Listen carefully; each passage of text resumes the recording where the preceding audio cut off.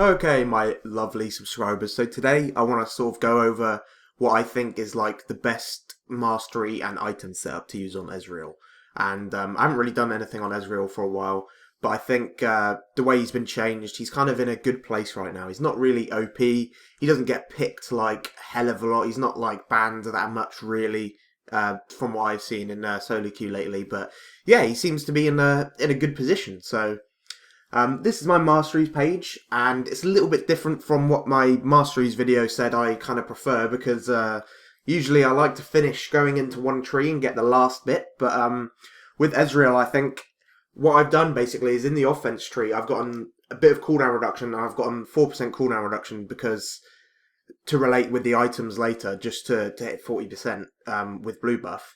And I've gone into the offense tree and gotten that little bit of AD below the armor penetration. And like I said before, to the left of the armor penetration bit with all the critical strike stuff, you don't really want to be going down into that because, like I said, the critical strike things aren't going to help you in the early game, even on Ezreal or anything really. So you want to be taking advantage of Ezreal's early game. So that's the offensive tree that I use. And in the defensive tree, I'm taking a bit of the unyielding and block, just simply because it's so good for trading and in the early game. It's what Indomitable was before, and it's just so strong. And this is kind of what the 1911 page used to be. This is the similar page to that.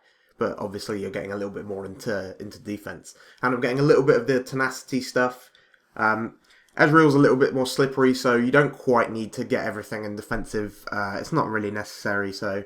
And of course, I'm getting the Veteran Scars plus 30 health and the one above that, durability. Just simply because, like I explained in my Masteries video, it's really, really strong and all that extra health helps you out. Okay, so the boots are kind of like a no-brainer. Of course, if the enemy team has 5 stuns and stuff, you might want to take Mercury Treads and all that. And the Berserker Greaves need to get upgraded into the Furor thing eventually. That's kind of obvious. If you've been playing in Season 3, you would have sort of known that already. And Iceborne Gauntlet. I'm sure you guys would have heard a lot about Iceborne Gauntlet on Ezreal. And that's because it's so strong.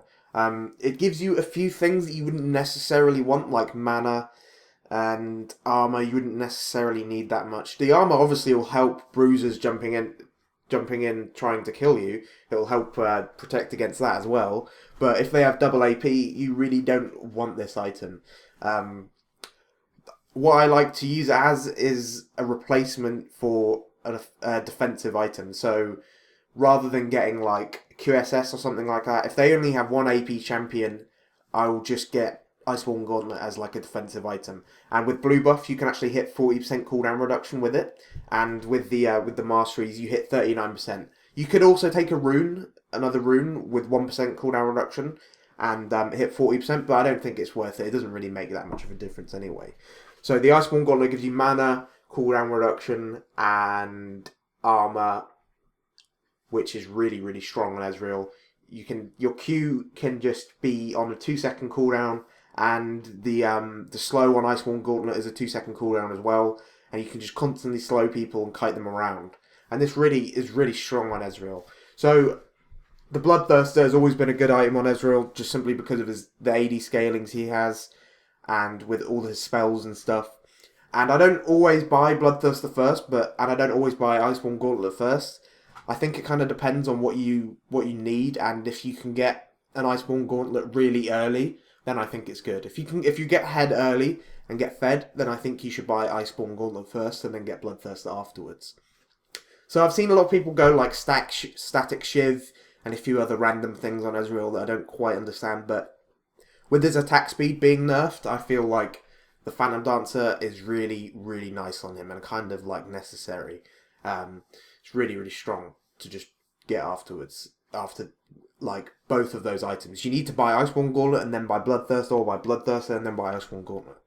And then after Last Whisper, of course, by that point you will really need Last Whisper. It's just going to be too much armor for you to deal with if they don't have it, and you will end up getting a late Infinity Edge with this build. And yeah, it kind of sucks to get Infinity Edge so late, but you don't specifically need it on Ezreal. And to be honest, at that point in the game, you kind of want to have finished the game if you're against like a Kog'Maw or whatever anyway. So yeah, and that is basically my Ezreal build. So if you guys have any questions about it or anything, just let me know and I'll try to answer some questions if you guys have them. So yeah, thanks for watching.